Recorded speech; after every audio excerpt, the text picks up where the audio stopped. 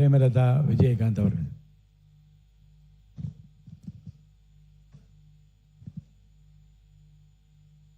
மாண்புமிகு பேரவைத் தலைவர் அவர்களே, முதல்வரும் எதிர்கட்சி தலைவரும் இல்லாத நேரத்திலும் அவர்களை நினைவு கூறுவது மரபு. எனவே அவர்களுக்கும் அமைச்சர் பெருமக்களுக்கும் சட்டமன்ற உறுப்பினர்களுக்கும் அவை காவலர்களுக்கும் பணியாளர்களுக்கும் நமது கேமரா பணி செய்யும் கேமராமேன்களுக்கும் எங்கள் கட்சியின் நிறுவன தலைவர் எதிர்கட்சி தலைவராக இந்த அவையிலே வீற்றிருந்த கேப்டன் அவர்களை வணங்கி, தேசிய முற்போக்கு திராவிட கழகத்தின் நிர்வாகிகள், தொண்டர்கள், மாவட்ட கழக செயலாளர்கள் அனைவருக்கும், அதே நேரத்தில் நான் வெற்றி பெற்ற விருதாச்சலம் தொகுதியினுடைய மக்களுக்கும் என்னுடைய வணக்கங்களையும் நன்றிகளையும் தெரிவித்துக் கொண்டு இன்று என்னுடைய உரையை தொடங்குகிறேன். இன்றைக்கு இளைஞர் மற்றும் விளையாட்டுத்துறை சம்பந்தமாக மற்றும் நெடுஞ்சாலைத்துறை மற்றும் மனிதவள பொதுப்பணித்துறையும் இருக்கு இன்னைக்கு. அதோடு கூட சேர்ந்து மனிதவள மேம்பாட்டுத்துறை. ஸோ இந்த அத்தனைக்கும் சேர்த்து நம்ம பேச வேண்டியிருக்கு. அதில் முதலில் இளைஞர் மற்றும் விளையாட்டுத்துறையை சார்ந்ததை நான் பேச விரும்புகிறேன். ஏன்னா நான் ஒரு ஸ்டூடெண்டா இருந்த காலத்திலிருந்து என்னுடைய கல்லூரியை முடிக்கும் வரை நான் ஒரு நேஷனல் அத்லட் அப்படிங்கிறத இந்த நேரத்தில் பெருமையோட பதிய வைக்க கடமைப்படுகிறேன். அதனால ஒரு விளையாட்டு என்பது எந்த அளவு ஒரு முக்கியமானது என்பதை ஒரு ஸ்டூடெண்டா, ஒரு விளையாட்டு வீராங்கனையாக அதை 100% நான் உணர்ந்திருக்கிறேன். எனவே அதை பற்றி நான் கொஞ்சம் துறை சார்ந்த அமைச்சரிடம் பேசணும். புரியல, மாணவர் உட்கார்ந்துட்டு சரி, நீங்க பேசுங்க. விளையாட்டுத்துறை இன்றைக்கு மிக முக்கியம். ஏன்னா ஒரு ஸ்டூடெண்ட் அப்படின்றவங்க வெறும் கல்வி மட்டும் கிடையாது, அதோட சேர்ந்து எக்ஸ்ட்ரா கரிக்குலர் ஆக்டிவிட்டீஸ்லயும் தங்களை அவங்க வளர்த்துக்கிட்டாதான் வருங்காலத்தில் அவங்களுடைய எதிர்காலம் மிக சிறப்பாக இருக்கும் என்பதில் யாருக்குமே எந்த மாற்று கருத்தும் கிடையாது. அதுல நான் ரொம்ப உறுதியா இருப்பேன். எங்கு நான் சென்றாலும் அதை வலியுறுத்துவேன். இன்றைக்கு படித்து முடிச்சு, காலேஜ் முடிச்சு, இன்னைக்கு ஒரு சட்டமன்ற உறுப்பினராக இங்க என்னுடைய உரையை, என்னுடைய கருத்துக்களை நான் தைரியமாக பதிய வைக்கிறேன்னா அதுக்கு காரணம் என்னை வளர்த்த என்னுடைய தாய் தந்தை, என்னுடைய கணவர், இந்த எதிர்கட்சி தலைவர் கேப்டன் அவர்கள் கிட்ட இருந்து வந்த தைரியம் தான். அந்த வகையில் விளையாட்டுத்துறை என்பது ஒரு மாணவருக்கும் மிக மிக முக்கியமானது. அது நம்மளுடைய சட்டமன்ற உறுப்பினரும் அமைச்சருக்கும் அது தெரியும். இந்த வகையிலே இன்றைக்கு இளைஞர்களின் எதிர்காலம் தான் இனி வருங்காலம் என்பதில் யாருக்கும் மாற்று கருத்து இல்லை. ஏன்னா விவேகானந்தர் அவர்கள் சொன்னார், ஒரு ஊருக்கு 100 இளைஞர்கள் இருந்தால் போதும் இந்த நாட்டை திருத்தலாம் என்று சொன்னார். அதை தான் கேப்டன் அவர்களும் தன் வாழ்நாளிலே கடைபிடித்தார். அந்த வகையில் இன்றைக்கு இளைஞர் நலன் சார்ந்த அமைச்சர் அவர்கள் ஒட்டுமொத்த இளைஞர்களையும் கஞ்சா போதை அந்த கலாச்சாரத்திலிருந்து மீட்டெடுத்து அவர்களை இந்த நாட்டுக்கு உரிய ஒரு குட் சிட்டிசனா உருவாக்க வேண்டிய மிகப்பெரிய கடமை இன்றைக்கு இருக்கு. அதற்கு விளையாட்டு மிக முக்கியமான ஒரு விஷயம். இன்னைக்கு யாரெல்லாம் விளையாட்டு துறையில சிறந்தபடியா இருக்காங்களோ அவங்க நிச்சயமா டிசிப்ளின்டா அவங்க வீட்டுக்கும் நாட்டுக்கும் ஒரு சிறந்த உதாரணங்களாக இருப்பார்கள் என்பதுல மாற்று கருத்து கிடையாது. ஏன்னா அந்த டிசிப்ளின் அந்த பிளே கிரவுண்ட்ல இருந்தே ஆரம்பிச்சிடும். அதனால விளையாட்டுத்துறை என்பது ஒரு மாணவருக்கும் மிக மிக முக்கியமான ஒரு விஷயம். அதே போல விவேகானந்தர் அவர்களையும் நம்மளுடைய ஐயா ஏபிஜே அப்துல் கலாம் அவர்களுமே இளைஞர்களை பற்றி தான் சொன்னார். கனவு காணுங்கள், அந்த கனவு ஒரு நாள் மெய்ப்படும் அப்படிங்கிறத தெளிவாக அவர் இளைஞர்களுக்காக அவர் சொன்னதையும் இந்த நேரத்தில் நான் நினைவு கூற விரும்புகிறேன்.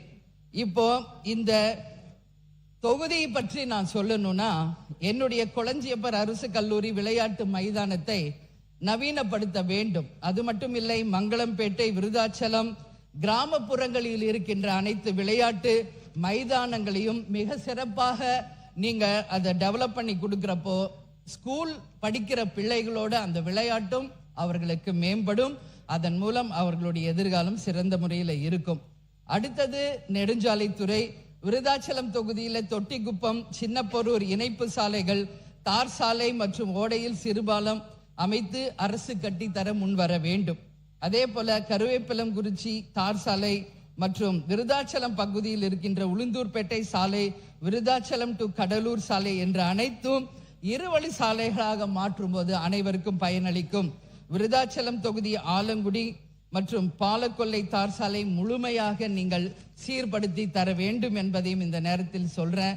அது மட்டும் இல்லாம விருதாச்சலத்துல வயலூர் மேம்பாலத்துல விபத்துகள் அடிக்கடி ஏற்படுவதால் அந்த இடத்துல நீங்க ஒரு சிறந்த சாலை அமைப்பை உருவாக்கணும்.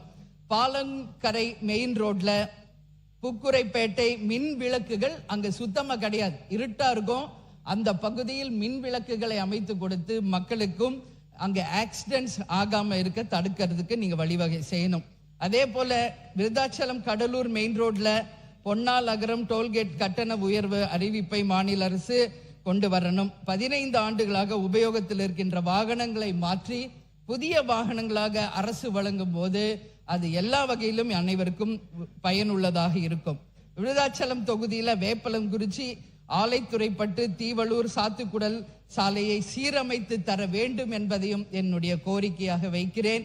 விருதாச்சலத்துல இன்னைக்கு மங்களம்பேட்டை வழியாக பரூர் தார் சாலை முழுவதும் இருவழி தார் சாலையாக அமைத்து தரணும் சொல்லி நான் கேட்டுக்கிறேன். அதே மாதிரி புதுக்கூரைப்பேட்டை மேம்பாலத்துல மின் விளக்குகள் இதுவரைக்கும் அமைக்கப்படவில்லை. மேம்பாலம் அமைச்சிட்டாங்க எவ்வளோ ரூபாய் செலவு பண்ணி, ஆனா ஒரு லைட் கூட அங்க கிடையாது. எனவே நான் அரசின் கவனத்திற்கு அதை கொண்டு வந்து மின் விளக்குகளை உடனடியாக அமைத்து தரணும் என்று என்னுடைய கோரிக்கையை வைக்கிறேன். அதே மாதிரி இன்னைக்கு நெடுஞ்சாலையில துறையில நம்ம பார்த்தோம்னா எல்லா பிரிட்ஜஸும் கட்டி இருக்கான் எவ்வளோ செலவு பண்ணி, ஆனா எந்த மெயின்டெனன்ஸும் இல்லாம அங்க வேர் விட்டு செடிகள் முளைக்க ஆரம்பிச்சிருக்கிறது என்பதை எல்லாருமே பார்த்துருப்பீங்க. ஒவ்வொரு வாட்டியும் நம்ம நெடுஞ்சாலையில நம்ம டிராவல் பண்ணும்போது அந்த பிரிட்ஜஸை நீங்க பாருங்க, பல கோடி செலவு செய்து அந்த பிரிட்ஜஸ், ஆனா இன்னைக்கு மெயின்டெனன்ஸ் இல்லாம அதுல வேர் விட்டு இன்னைக்கு ஒரு மரம் மாதிரி வளர்ந்து கொண்டிருக்கு. அது பாலத்துக்கே ஒரு ஆபத்தாக முடியும். எனவே அதை கவர்மெண்ட் ஒரு கருத்தில் கொண்டு அதை மெயின்டைன் பண்ணணும்னு சொல்லி நான் கேட்டுக்கிறேன். அதே போல அங்க பயணம் செய்யும் அனைத்து பயனாளர்களுக்குமே அந்த ரோடு ரொம்ப மோசமாக இருக்கிறது. நெடுஞ்சாலையில எல்லா இடத்திலும் குண்டும் குழியுமான சாலைகள், நெடுஞ்சாலைத்துறை, நகர சாலைகள், பேரூராட்சி சாலைகள், ஊராட்சி சாலைகள் என்று அனைத்து சாலைகளையுமே இந்த அரசு உடனடியாக மேம்படுத்த வேண்டும் என்பதையும் என்னுடைய கோரிக்கையாக இந்த நேரத்திலே நான் வைக்கிறேன். அதே மாதிரி இன்னைக்கு கட்டிடங்கள் அப்படின்னு சொன்னா, நாம் இங்க பேசிக்கிட்டு இருக்கிற இந்த கட்டிடமே ஆங்கிலேயர் காலத்துல கட்டின கட்டிடம். இட்ஸ் ஹெரிட்டேஜ் பில்டிங் அப்படின்றத நாம பெருமையோட பதிய வைக்கணும். அது போல தமிழ்நாடு முழுக்க இன்னைக்கு எத்தனையோ ஹெரிட்டேஜ் பில்டிங்ஸ் இருக்கு. அது அத்தனையுமே நீங்க சிறந்த முறையில மெயின்டைன் செய்து வெளிநாட்டுகளுக்கு இணையாக இந்த கட்டடங்களை நாம ஹெரிட்டேஜ் பில்டிங்ஸா காலத்துக்கும் இந்த பில்டிங்ஸ் பேர் சொல்ற அளவு நீங்க எல்லாமே அதை சரி செய்யணும்னு சொல்லி நான் கேட்டுக்கிறேன். ஏன்னா இன்னைக்கு நம்ம தமிழ்நாடு முழுக்க போறோம், ஒரு கவர்மெண்ட் கட்டடத்தை பார்க்கிறோம், அதே ஒரு தனியார் கட்டடத்தை பார்க்கிறோம். ஆனா கவர்மெண்ட் கட்டடம் எந்த மெயின்டெனன்ஸும் இல்லாம பார்க்கும்போது இது கவர்மெண்ட் கட்டடம் அப்படின்னு சொல்ற அளவுல தான் இருக்கு. இதான் உண்மை. ஆனா இதே ஒரு தனியார் கட்டடம்னா எல்லா ஃபெசிலிட்டியோட சிறப்பா இருக்கு. என்னுடைய தாழ்மையான வேண்டுகோள், அனைத்து அரசு கட்டிடங்களும் தனியார் கட்டிடங்களை போல மிக சிறந்த முறையில மெயின்டைன் செய்து மக்கள் பயன்பாட்டிற்கு கொண்டு வரும் பொழுது புதுசா நம்ம கட்டடத்தை கட்டி அதுல செலவு செய்ய வேண்டிய அவசியம் இருக்காது. இது ஒரு சிறு கிராமத்திலிருந்தே, நம்மளுடைய சிறு கிராமத்திலிருந்து தொடங்கி நகரம் வரைக்கும் அது வரணும். அந்த கட்டிட பணியை நமது அமைச்சர் அவர்களும் நம்மளுடைய முதல்வர்களும் இதை கவனத்தில் கொள்ள வேண்டும் என்பதை நான் கேட்டுக்கிறேன். ஏன்னா நம்ம எல்லா இடத்துக்கும் நம்ம போற கவர்மெண்ட் ஆபீஸ் ரொம்ப மோசமான ஒரு ஸ்டேஜ்ல தான் இருக்கு. அது மாதிரி இன்னைக்கு விருதாச்சலத்துல மிக முக்கியமான ஒரு கட்டடம், அதை பத்தி நான் பேசணும். அது அரசு அச்சகம்.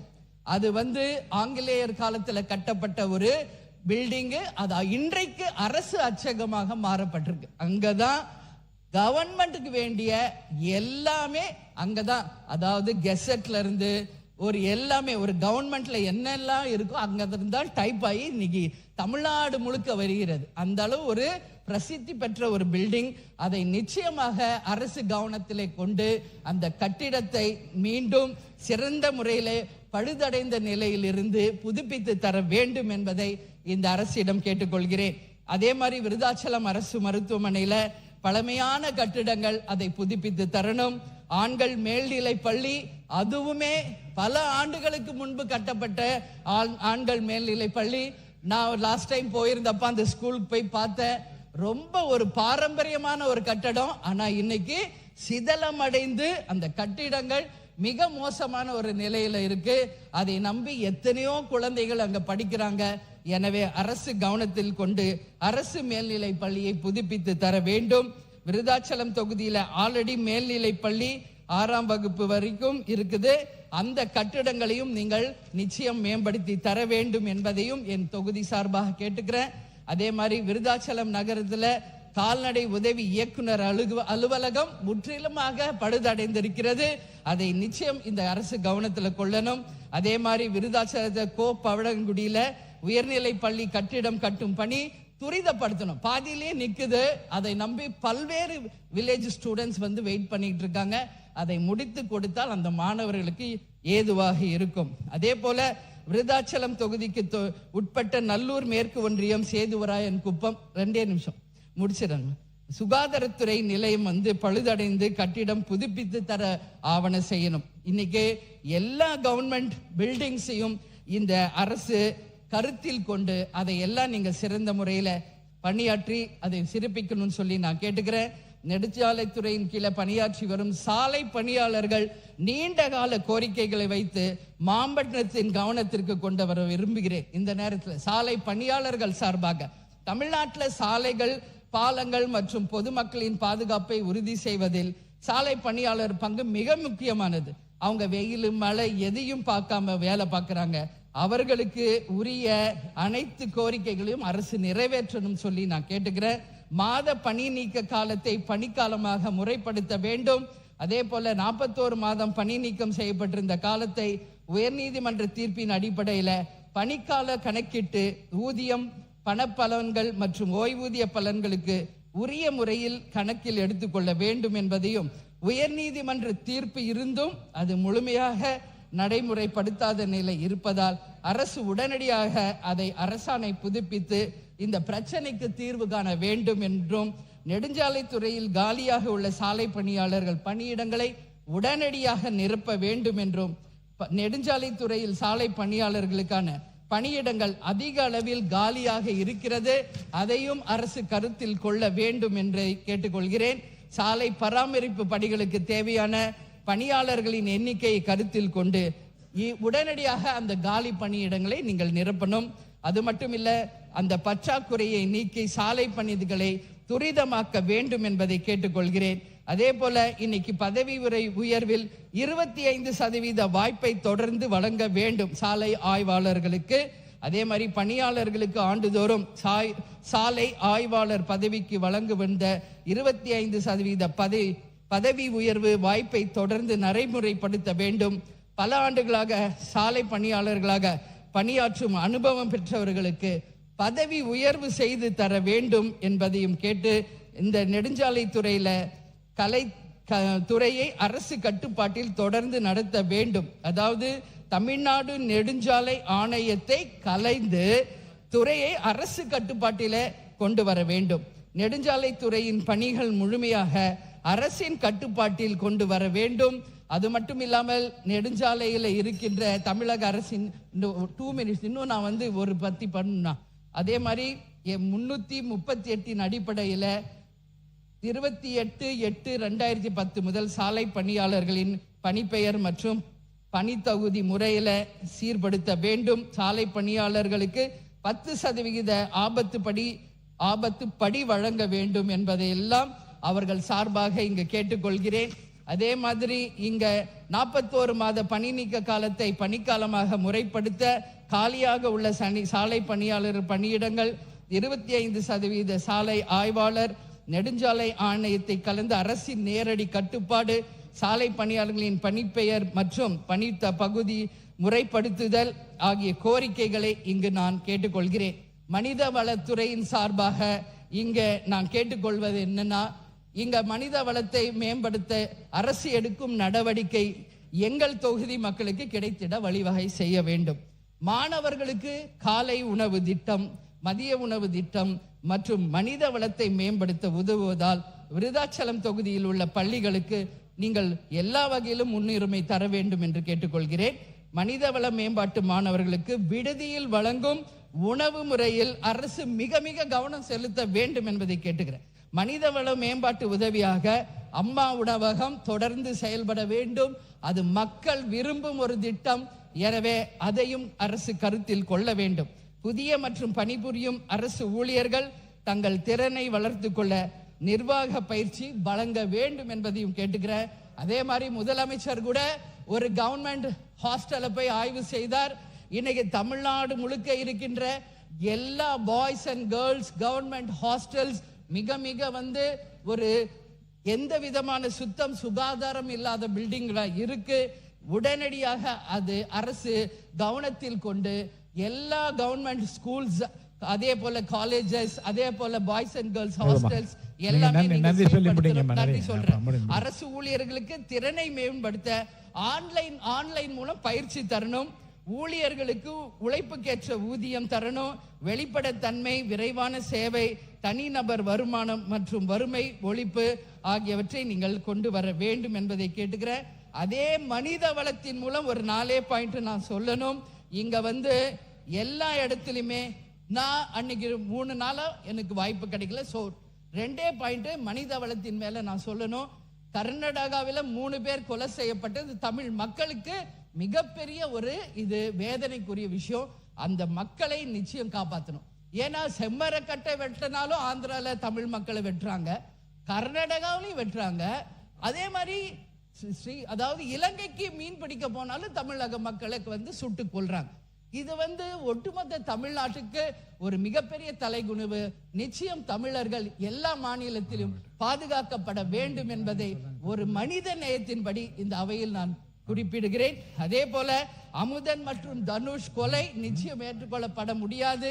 அதனால் இளைஞர்கள் தான் எதிர்காலம். போதை கலாச்சாரத்திலிருந்து மீட்டெடுக்க விளையாட்டுத்துறை அவர்களுக்கு மிகப்பெரிய சப்போர்ட் பண்ணும். அவர்கள் இது மாதிரி டைவர்ட் பண்ணி வேலை வாய்ப்பை உருவாக்கி அந்த மாணவர்களையும் இளைஞர்களையும் காப்பாற்ற வேண்டியது இந்த அரசின் கடமை. அதே போல தொடர்ந்து பாலியல் வன்கொடுமை நடக்குது. ஒரு பெண் தலைவராக, ஒரு பெண்ணாக இந்த அவையில் அதை நாம் பேசணும். இந்த கடந்த 4-5 நாட்களாக திண்டுக்கல், கிருஷ்ணகிரி, மதுரை போல ஒரு 10 இடங்களிலே பாலியல் வன்கொடுமை நடந்திருக்கு. எல்லாரும் பார்த்தா 4 வயசு, 5 வயசு, 6 வயசு பெண் குழந்தைகள். இது எந்த அளவு இது ஒரு கலாச்சார சீர்கழிவு என்பதை மனவேதனையோடு நான் பதிய வைக்கிறேன். இதுக்கு எல்லாமே மாணவர்கள் கொலை, பாலியல் வன்கொடுமை, அத்தனைக்கும் மிக மிக முக்கியமான ரூட் காஸ் என்னன்னா போதை, கஞ்சா போதை, டாஸ்மாக் தான். இது தவிர வேற ஒண்ணு இல்லை. யார் ஒருவர் போதைக்கு அடிமையாகிறாங்களோ மனிதனில் இருந்து மிருகமா மாறிடுறாங்க. அந்த மிருகத்துக்கு எதுவுமே தெரியாது. தாய்க்கும் தாரத்துக்கும் எவன் ஒருவருக்கு வித்தியாசம் தெரியலையோ அவங்க தான் இன்னைக்கு 4 வயசு, 2 வயசு, 9 வயசு குழந்தைகளை பாலியல் வன்கொடுமை செய்யறவங்களுக்கு ஏற்கனவே நான் ஒரு பொதுக்கூட்டத்தில் பேசியிருக்கேன். அதை இங்க சொல்லணும்னு நினைக்கல. ஏன்னா என்கவுண்டர் தான் அதுக்கு தீர்வு என்பதை பல இடங்களில் நான் பதிய வச்சிருக்கிறேன். அதனால அது ஒண்ணுதான் தீர்வு. பெண்களாக அத்தனை பேர் இன்னைக்கு கொதிச்சு போயிருக்காங்க. அதுல ஒரே ஒரு உதாரணம் இன்னைக்கு நான் சுட்டி காட்டணும். திண்டுக்கல்ல தன் பேத்தியை தொடர்ந்து பாலியல் வன்கொடுமை செய்த ஒருவரை பல்வேறு வாட்டி அந்த அம்மா எச்சரிச்சும் அந்த ஆள் திருந்தல. அந்த அம்மா இங்க வச்சிருந்த ஒரு அரிவாள் எடுத்துட்டு போய் வெட்டினாங்க. அந்த அம்மா தான் வீர நாச்சியார், வேலூர் நாச்சியாராக நான் பார்க்கிறேன். அது போல ஒரு பெண்ணும் துணிந்து யார் ஒருவர் தன் பிள்ளைகளுக்கோ பேத்திகளுக்கோ இப்படி செஞ்சா தைரியமாக சொன்னாங்க, நீங்க உங்களை பாதுகாத்து கொள்ள கத்திய வச்சுக்கங்கன்னு சொன்னாங்க. அது போல இனி நம் பெண் குழந்தைகளை காப்பாற்றணும்னா எல்லா தாய்மார்களும் எப்படி புலியவே முரத்தால் அடிச்சு விரட்டின வீர பரம்பரை நம் தமிழ் பெண்கள். அதனால பெண்களுக்கு இந்த பிரச்சனை ரொம்ப சட்டப்பூர்வமாக மிக திறமையான முறையில் மாண்பு முதலமைச்சரும் கையாண்டு கொண்டிருக்கிறார்கள். நீங்க கத்தியை எடுங்க, அறுவாள் எடுங்க என்று அந்த பிரச்சாரத்தை செய்ய ஆரம்பிக்கலானால் அது நான் சட்டத்திற்கு வன்முறையை புறம்பாகிவிடும். தூண்டல. அந்த வரிகளை மட்டும் நான் அவைக்குள் நீக்கி விடுகிறேன். அண்ணா நீங்க முடிச்சிருங்க. பேரவைத் இல்ல சரி, அந்த தலைவரே, வேதனை எனக்கு அந்த வேதனையும் இல்ல, நான் நாம் எடுக்க வேண்டிய முடிச்சுக்கிறேன். நடவடிக்கை ஒரே துரிதப்படுத்தி தீவிரமாக இல்ல, எடுக்க அதுக்கு வேண்டும் என்பதை தீர்வே மட்டும் வரல. எடுத்துக்கொள்ளலாம். மற்றபடி வன்முறை தூண்டும் விதத்தில் இருக்கின்ற வார்த்தை நான் நீக்கி விடுகின்றேன். மாண்புமிகு உறுப்பினர் சீக்கிரமா முடிங்க. பேரவைத் தலைவர்கிட்ட நான் கேட்டுக்கிறது ஒண்ணுதான், இதுக்கு என்ன நிரந்தர தீர்வு? அது மட்டும்தான் இங்க எல்லாரும் அது கண்டிப்பா யோசிக்கிறோம். சோ வேற அதுதான் அதுக்கு தீர்வா அப்படின்றத யோசிக்க வேண்டிய ஒரு நிலையில நாம இருக்கிறோம். அதே போல இன்றைக்கு விளையாட்டு துறையில வெற்றி பெற்றவர்களுக்கு கவர்மெண்ட் ஃபண்ட்ஸ் கொடுக்கிறோம், காவல்துறை இறந்து போனா தரோம், பல்வேறு வகையில கவர்மெண்ட் வந்து சப்போர்ட் பண்றோம். அந்த வகையில் லாக் அப் டெத் ஆன சபரிவர்மன் மற்றும் அருணாச்சலத்தையும் இந்த அரசு கவனத்தில் கொள்ள வேண்டும். லாக்அப்க்கு கொண்டு போய் அவங்கள அடிச்சு கொலை செய்யப்பட்டிருக்காங்க. இன்னைக்கு வரைக்கும் அந்த குடும்பத்திற்கு எந்த நீதியும் கிடைக்கல, நியாயமும் கிடைக்கல. அதனால அந்த 2 குடும்பங்களுக்கு மட்டுமில்லை, லாக்அப் டெத்ல யாரெல்லாம் இறந்தாங்களோ அவங்களுக்கும் நிதி இந்த அரசு வழங்கணும். அவங்க குடும்பத்தில் ஒருவருக்கு வேலை வாய்ப்பை தர வேண்டும் என்பதையும் கேட்டுக்கொண்டு, இன்சூரன்ஸ்ல 2700 கோடி ரூபாய் வந்து இதுக்கு வருது. காமராஜ் 100 கோடி ரூபாய் ஒதுக்குனா ஒவ்வொரு இண்டிவிஜுவலுக்கும் அதனால ஃப்ரீ ட்ரீட்மெண்ட் கிடைக்கும் என்பதையும் கூறி, எனக்கு வாய்ப்பு கொடுத்த அவைத் தலைவருக்கு என் நன்றிகளை சொல்லி விடைபெறுகிறேன். நன்றி, வணக்கம். முன்னவர்